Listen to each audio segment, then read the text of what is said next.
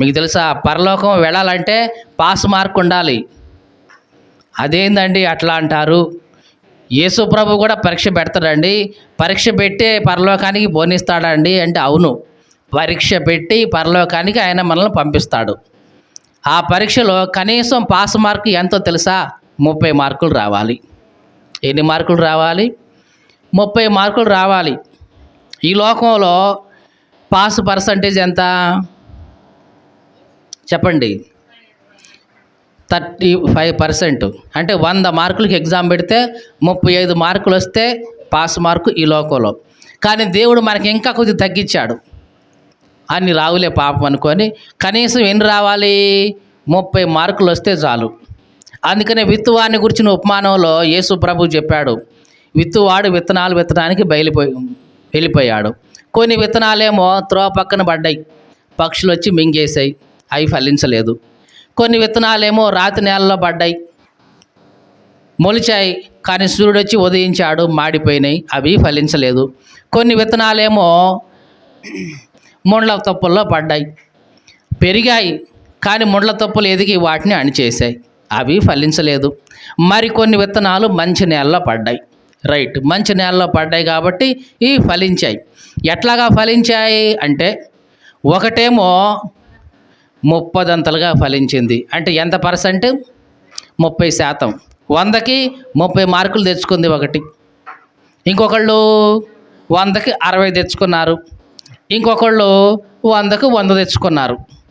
100కి 100 తెచ్చుకుంటే ఓకే, మంచిదే. 60 మార్కులు వచ్చినా ఓకే, పరలోక రాజ్యం ఉంది. కనీసం 30 ఫలించినా సరే పరలోక రాజ్యం ఉంది. ఆ 30 మార్కులు కూడా నీకు రాకపోతే, అర్థమైందా ఈ మాట? ఇక ఆ 30 మార్కులు కూడా నీకు రాకపోతే ఇక నీకు పరలోక ప్రవేశం లేదు, నువ్వు ఫలించలేదు అనే అర్థం. యేసు క్రీస్తు కూడా నిన్ను పరలోకానికి చేర్చే విధానంలో నీకు ఎన్ని మార్కులు వచ్చాయో చూస్తాడు, నువ్వు ఎంతగా ఫలించావో చూస్తాడు. ఆ ఫలించడం అనేది కనీసం 30 మార్కులన్నా వస్తే నీకు, అప్పుడు నీకు పరలోకం ఉంటుంది. 30 మార్కులన్నా రావాలంటే కనీసం నేర్చుకోవాలి కదా. మరి నేర్చుకోవాలంటే రావాలి కదా, వచ్చి కూర్చోవాలి కదా. ఈ లోకంలో క్రైస్తవులందరూ కూడా చేస్తున్న పొరపాటు ఇదేనండి. వారానికి ఒక్కసారి మాత్రమే వచ్చి దేవుని సన్నిధిలో కూర్చొని ఉండేవాళ్ళు ఏవి నేర్చుకుంటారు? జీవితకాలం అంతా ప్రయాసపడినా కనీసం వాళ్ళు పాస్ మార్క్ కన్నా వస్తారా చివరికి? చాలా కష్టమే. మీరు ఆలోచించండి, పరలోకం పోయిన తర్వాత చూడండి, దాదాపుగా 100 మందిలో 99% మంది క్రైస్తవులు పరలోకాన్ని చేరరండి. మనకైతే ఇక్కడ చర్చిల నిండుగా జనాలు కనపడుతుంటారు, మీటింగుల నిండు జనాలు కనపడుతూనే ఉంటారు. ఈ జనాలను చూసి మనం అమ్మో భలే ఉన్నారనుకుంటాం. కానీ వీళ్ళందరూ కూడా పరలోకంలో ఎక్కడ మచ్చుకు కూడా కనపడరు. ఈ 100 మందిలో పరలోకంలో కనపడేది ఒక్కళ్ళు మాత్రమే కనపడతారు. ఎందుకని? ఆ ఒక్కరు మాత్రమే క్రమంగా వస్తుంటారు. ఆ ఒక్కళ్ళే దేవుని సన్నిధిలో కూర్చొని ఆయన విద్య నేర్చుకుంటారు, చదువు నేర్చుకుంటారు. ఆ ఒక్కళ్ళు మాత్రమే దేవుని సరిగ్గా ఎరుగుతారు. వాళ్ళు మాత్రమే వాళ్ళ జీవితాల్లో వచ్చిన ప్రతి పరీక్షలో పాస్ అవుతూ వస్తుంటారు. ప్రతి పరీక్ష అంటే మనం అనుభవిస్తున్న ప్రతి ఇబ్బంది కూడా ఒక పరీక్ష లాంటిదే. విశ్వాసానికి పరీక్ష ఉంటుంది, ప్రార్థనకు పరీక్ష ఉంటుంది. ఇదిగో మనం దేవుని కోసం చేసే ప్రతిదాన్ని దేవుడు మనకు పరీక్ష పెడుతూనే ఉంటాడు. ఈ పరీక్షలన్నిటిలో కూడా నువ్వు పాస్ అవ్వాలంటే కనీసం నువ్వు చదవాలి కదా. చదవాలంటే నీకు అర్థం కావాలి కదా. అర్థం కావాలంటే దేవుని సన్నిధిలోకి వచ్చి కూర్చొని నేర్చుకోవాలి కదా. ఇవన్నీ లేనప్పుడు ఏంటంటే ఇక నువ్వు పాస్ అవ్వవు సరిగదా, ఫెయిల్ అవుతావు. ఫెయిల్ అయితే కనుక దేవుడు నిన్ను అక్కడికి రానివ్వడు. ఎందుకంటే కనీసం 30 మార్కులు కూడా నువ్వు సంపాదించలేదు నీ జీవితకాలం అంతా ప్రయాసపడి కూడా. మరి మనలను మనం పరీక్షించుకోవాలి. మరి మనం ఏ స్థితిలో ఉన్నాం? 100కి 100% వచ్చేవాళ్ళు ఉన్నారు, 100కి 100 మార్కులు వచ్చేవాళ్ళు ఉన్నారు. 100 మార్కులు వచ్చే ఆ ఎబిలిటీ, ఆ సామర్థ్యం మనకు లేదని కాసేపు పక్కన పెట్టుకుందాం. కనీసం 100కి 60 అన్నా సంపాదించుకుంటున్నామా? లేదండి, 60 కూడా మాకు అంత సామర్థ్యం లేదండి, మా వల్ల కావట్లేదు అంటే కనీసం 30 మార్కులైనా సరే నువ్వు సంపాదించుకోవాల్సిందే. అది కూడా మీ వల్ల కాకపోతే, అది కూడా నీ చేత కాకపోతే పరలోక రాజ్యానికి నీకు ఎంట్రన్స్ ఉండదు ఇక. ఎందుకంటే ఆ 30% కూడా నువ్వు ఫలించలేదు అంటే ఆ 30% కూడా నువ్వు దేవుని గురించి నేర్చుకోలేదు అంటే, ఆ 30% కూడా దేవుని జ్ఞానం నువ్వు పొందలేదు అంటే, నువ్వు పరలోక రాజ్యం చేరడానికి అర్హుడివి కాదు. కేవలం ఒక పశుప్రాయుడిలాగా ఈ లోకంలో నువ్వు ఉంటున్నావు. మనకు కనిపిస్తున్న ఈ లోకంలో చాలామంది క్రైస్తవులండి. 99 మంది, 100కు 99 మంది నరకంలోనే ఉంటారండి. ఎందుకంటే వాళ్ళకున్న కట్టుబాట్ల నుంచి బయటికి రారు, వాళ్ళకున్న సాంప్రదాయాల నుంచి బయటికి రారు.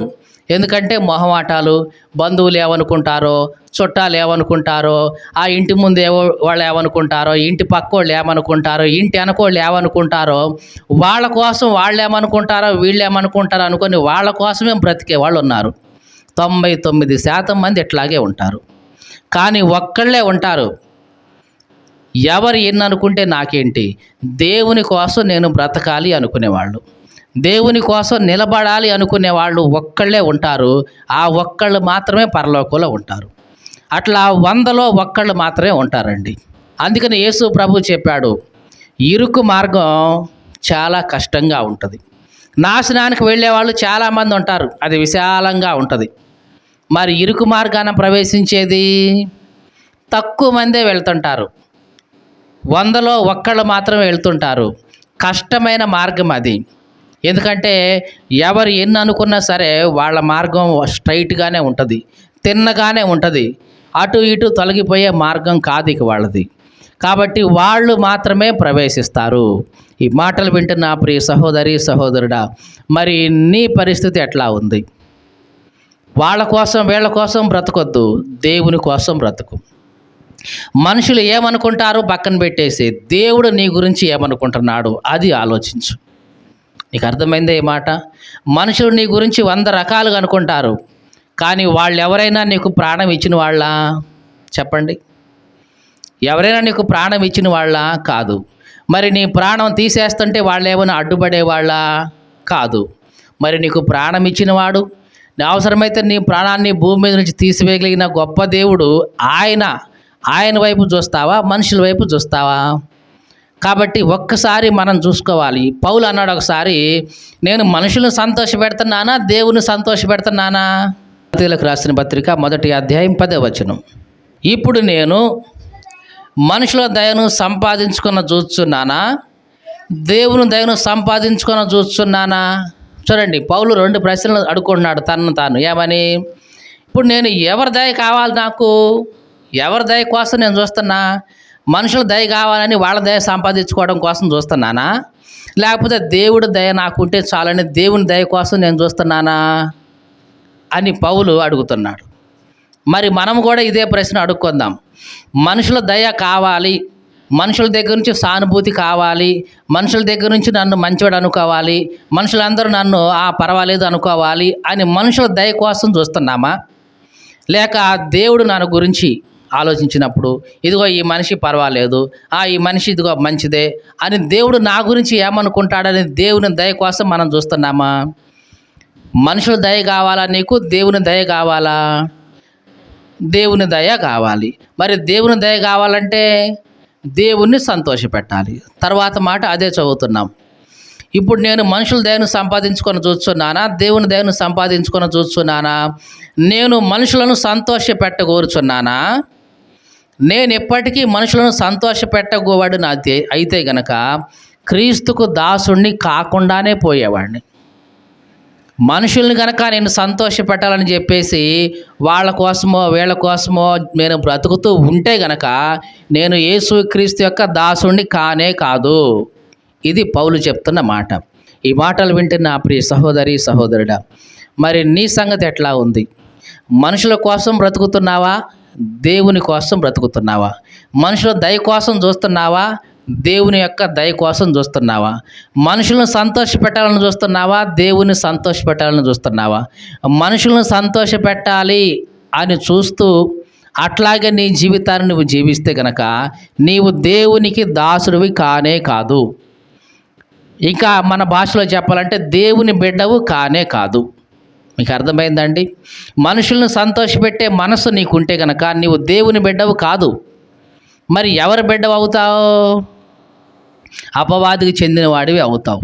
నిజంగా నీవు దేవుని బిడ్డవైతే ఎవరిని సంతోషపెడతావు? నీ తండ్రిని సంతోషపెడతావు. అవునా కాదా అండి? కుమారుడు ఏం చేస్తాడు? తండ్రి చెప్పిన మాట విని తండ్రి చెప్పింది చేసినప్పుడు తండ్రికి సంతోషం కలిగిద్ది. మరి నువ్వు దేవుడు చెప్పిన మాట విని దేవునికి సంతోషాన్ని కలిగించట్లేదు అంటే మరి నువ్వు దేవుని బిడ్డవని పిలువబడవు. మరి ఎవరిని సంతోషపెడుతున్నట్టు? నువ్వు లోకంలో ఉన్న అపవాదిని సంతోషపెడుతున్నావు అన్నమాట. కాబట్టి పరిశుద్ధ దేవుని గురించిన విద్య మనం నేర్చుకోవాలి. దీన్ని ఏమంటున్నాం? పరిశుద్ధ దేవుని గురించిన జ్ఞానం మనకు రావాలి.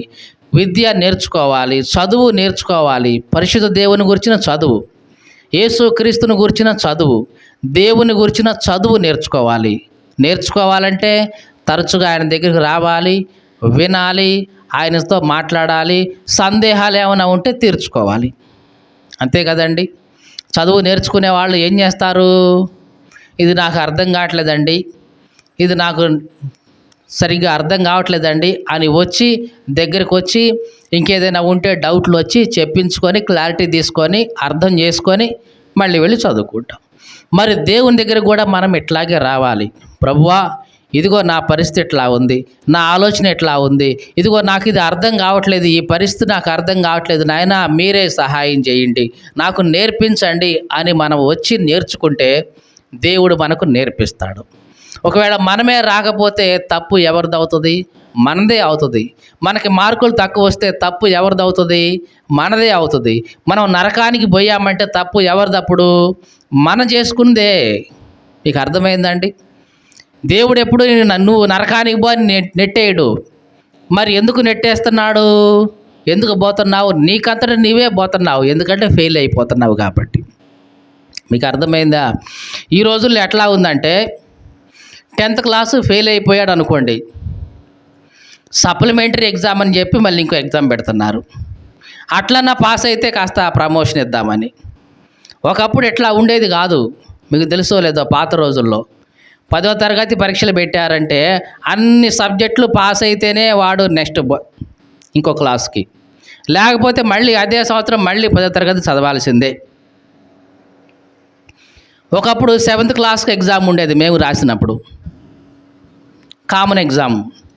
ఆ 7th క్లాస్లో పాస్ అయితేనే వాడు 8th క్లాస్లోకి రావాలి.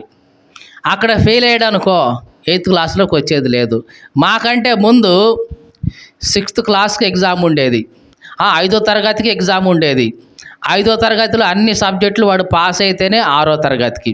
ఏ ఒక్క సబ్జెక్టు ఫెయిల్ అయినా సరే మళ్ళీ ఆ సంవత్సరం అంతా అదే చదవాల్సిందే. తెలుసా మీకు? అట్లాగే 7వ తరగతికి పరీక్ష ఉండేది, 8కి పరీక్ష ఉండేది, 9కి పరీక్ష ఉండేది. ప్రతి క్లాసులో కూడా ఆ సబ్జెక్టులన్నీ పాస్ అయితేనే నెక్స్ట్ క్లాస్కి వాడికి ప్రమోషను, లేకపోతే మళ్ళీ అదే క్లాసులో ఎన్ని సంవత్సరాలైనా సరే చదవాల్సిందే. ఇట్లా ఉండేది ఎడ్యుకేషన్ సిస్టమ్ ఒకప్పుడు. అప్పుడు అంత క్వాలిటీ వచ్చింది.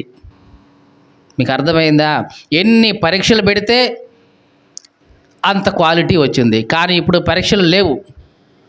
1వ తరగతి నుంచి మొదలుకుంటే 10వ తరగతి దాకా వాడికి అసలు పరీక్షలే లేవు.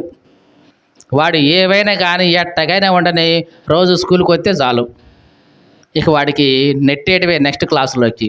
10వ తరగతిలోకి పోతే వాడి రాయడానికి కూడా సరిగ్గా రాక చూసి రాసుకొని చివరికి అట్టకట్ట గట్టెక్కి పోతుంటే ఆ ఇంటర్మీడియట్కి వచ్చిన తర్వాత ఎందుకు పనికి రాకుండా పోతున్నాడు. ఇట్లాగా తయారైంది ఎడ్యుకేషన్ సిస్టమ్ అంతా. ఇదంతా ఎందుకు చెప్తున్నామంటే దేవుని సన్నిధిలో మనం నేర్చుకునేది అట్లా ఉంటుంది. కనీసం మనకి పాస్ మార్క్ అయినా రాకపోతే, మళ్ళీ చెప్తున్నా, ఏమి అనాలి? పాస్ మార్కు ఎంత? 30. ఆ 30 మార్కులు కూడా నీ జీవితంలో నువ్వు సంపాదించుకోలేకపోయావంటే నీవు చేసిన భక్తి అంతా కూడా వ్యర్థమేనండి. చేసిన భక్తి అంతా కూడా వ్యర్థమే. అంటే ఇన్ని ఆదివారాలు కూలి బాగొట్టుకొని ప్రార్థనకు పోయావా? అవి వ్యర్థమే కదా. మరి పోయిన ప్రతిసారి ఎంతో కొంత చందా వేసి పోయావా? అది కూడా వ్యర్థమే కదా. ఎన్నిసార్లు ప్రార్థన పోయి ఉంటాం, ఎన్నిసార్లు అవన్నీ చేసి ఉంటాం, ఇవన్నీ కూడా చేసిన అంతా కూడా వ్యర్థమే అవుతుంది. అవునా కాదా? కాబట్టి మనం చేసినది వ్యర్థం కాకుండా ఉండాలంటే, మనం దేవుని సన్నిధిలో చేసిన ఆ పరిచర్య వ్యర్థం కాకుండా ఉండాలంటే తప్పనిసరిగా మన కనీసం 30 మార్కులైనా సరే సంపాదించుకోవాలి దేవుని గురించిన జ్ఞానంలో.